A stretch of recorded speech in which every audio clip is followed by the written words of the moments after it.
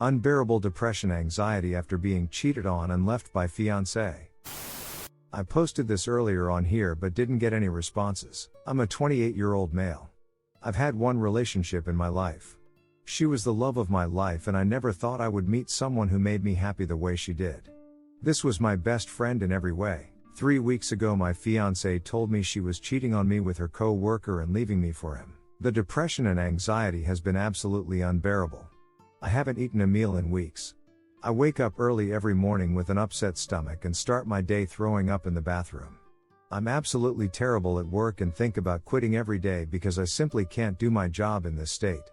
I'm physically ill. The depression obviously comes from losing my best friend and who I thought I would spend the rest of my life with, and a lot of the anxiety comes from wondering how I'm going to completely start over at 28 as I really want a family one day. I'm honestly just posting this to see if anyone can relate on this level and how you got through it. Story 2. Cheat on my friend and spend all her money? Get deported. I'm not too familiar with writing Reddit stories, so bear with me. I still can't believe this actually happened and isn't some plot to a SHTSVU episode. Obligatory, this isn't my story, it's my friend's, but I watched the whole thing go down. So my friend, let's call her Coco, was really popular in high school, the type of girl that everyone wanted to be friends with and nobody wanted to cross. Coco was known to be promiscuous, but by senior year she seemed to have finally settled down and was in a stable relationship with a boy, let's call him Edgar. Edgar immigrated from Ecuador as a child but was completely Americanized, and I don't even think he spoke Spanish that well from what I can remember. He was type of kid that was seen as kinda a bum to most at the school. He was nearing 20 and barely showed up to class, sometimes only to smoke behind the school and hang out with friends. I guess he was on some sort of program to get his diploma before he legally couldn't continue showing up. Regardless of this, he made my friend happy, so even if I didn't think he was Prince Charming the first tolerated him. Coco on the other hand was head over heels. She worked every day after school at the local grocery store, and with her hard-earned money she spoiled the hell out of him. A new Xbox, shoes, taking him out to eat, the whole 9 yards. She kissed the ground he walked on, and I was of course skeptical, but again, she was happy and it wasn't my business. Things seemed cool for a while, but when SHT hit the fan, it hit with ferocity. 5 months into their relationship he cheated on her. Not only did he cheat, but the girl he cheated with was freshly 14 years old and a freshman at the same high school. Keep in mind he's 19 and probably shouldn't even still be at the school. This 14-year-old girl wasn't exactly innocent. She'd had a reputation for a while for sleeping around with older men and looked around 17-18. Not to take away from the gravity of the situation, but to point out she was a very willing participant. I just feel it's needed context. News broke because this girl was bragging to all her friends about sleeping with Edgar, and I guess one of the friends told Coco. I was almost 100% sure that Coco was going to fight this girl. She, being 17 at the time, wouldn't have gotten into the trouble she would have being an adult. To my shock, however, that's not what she did. Coco was obviously devastated. The man she's adored for almost half a year, her first real boyfriend, and the thousands she spent trying to make him happy definitely tore her to pieces inside. Instead of fighting the 14-year-old and trying to socially execute her, however, she played it smart. Here's where the nuclear revenge came in. This 14-year-old knew Edgar was with Coco and obviously feared Coco and the social power she had at the school. It was clear that she was scared to death of even showing her face once the news broke out, expecting to have to fight Coco or having to attempt to save her social life. What went down, however, was nothing like that. Coco messaged the girl on Instagram saying pretty much this: "Hey, I know what happened between you and Edgar, and I just want you to know I'm really sorry he took advantage of you like that. I think we should meet up and talk about it. I know it's not your fault."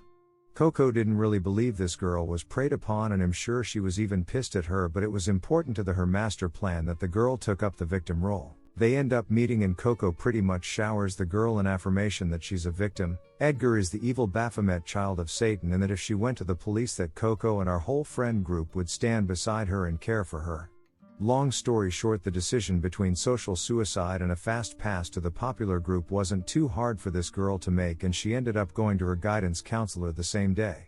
The guidance counselor listened to what happened and promptly calls police, who pull Edgar out of class and have him handcuffed outside in a public spectacle. When the ugly truth comes to light, it's worse than anyone could have imagined it.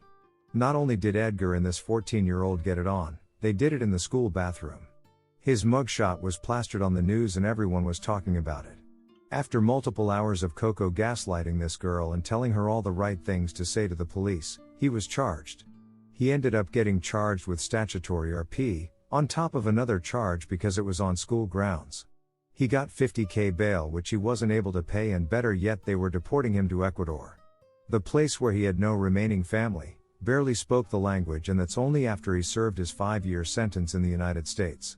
Throughout the entire trial, Coco pretty much coached the 14-year-old, telling her to say she was scared and felt pressured to do it when in reality it was all on her own accord and nothing new to her.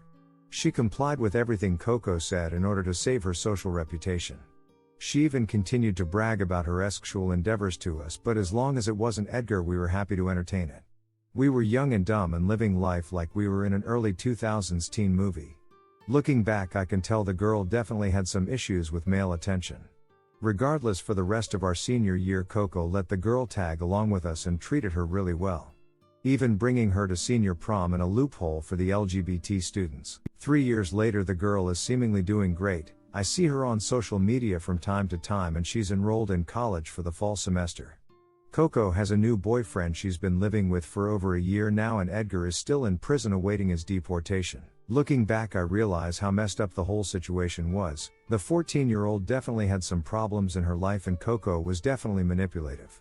Sometimes I even feel bad for Edgar, but at the end of the day she was still 14, so even if she was totally down with it, it's still illegal. I don't think either side was exactly doing the right thing. It's not like Coco actually cared about the 14-year-old like she pretended she did. At least the girl had a nice time for the rest of high school. Coco just wanted to scorn Edgar, and scorn him she did. Redditors reactions. Story 3 after. Redditor 1. Never cross Coco. Redditor 2. Coco Loco. Redditor 3. Another way of telling this story is Coco helps recognizes that her 19-year-old boyfriend has committed statutory RP, and helps the victim report it to prevent him from preying on other victims, and then continues to support her afterwards. Like, no sympathy for a 19-year-old who has time with a 14-year-old. That's not two kids on the wrong side of 18 ducking around. That's a grown-ass man RPing a girl who is just this side of puberty. ETA, that's not so. Say that the immigration laws in the US and the risk of being deported to a country where you effectively have no ties are not a horror show. Even Edgar doesn't deserve that. The 5 years though, no issue with that. Redditor follow up. First, a 19-year-old is not a grown-ass man. Second, did he knew how old the girl was? Op said she looked older. OFC, it's still really wrong, but the punishment is a bit high. The jail alone would do it. Also, I feel like both of the girls deserve it also. But they are all a shoals in this story. Story 3. A homophobe insulted my daughter. I may have ended his marriage. So my daughter 15 has been friends with a girl who lives opposite for years now, and in the past there have been sleepovers at both our houses. Adults always stopped and chatted when we saw each other, etc. Last year my daughter came out as a lesbian, and a short while later we noticed that our friends across the road never seemed to want to chat anymore. Recently my daughter told me her friend had messaged her to say that she wasn't allowed around our house anymore. Yesterday I saw them on the road, and I decided I was going to have a friendly chat and see if I could resolve the issue. It didn't stay friendly very long.